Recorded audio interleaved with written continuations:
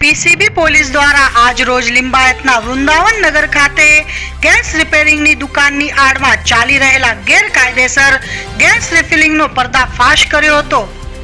પોલીસે દરોડા પાડીને 13 જેટલા ગેસના બાટલા સહિત ગેસ રિફિલિંગ માટેના સાધનો મળી કુલ 1,07,000 રૂપિયાનો માલ જપ્ત કર્યો હતો.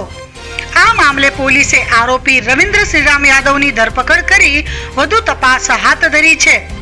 ઉલ્લેખનીય છે કે લિંબાયત પોલીસની નાક નીચે અનેક જગ્યાએ આ રીતે ગેરકાયદે ગેસ રિફિલિંગની હાટડીઓ ધમધમી રહી છે અને તે જીવતા બોમ્બ સમાન હોવા છતાં લિંબાયત પોલીસ દ્વારા શા માટે કોઈ કાર્યવાહી કરવામાં આવતી નથી તે તપાસનો વિષય છે.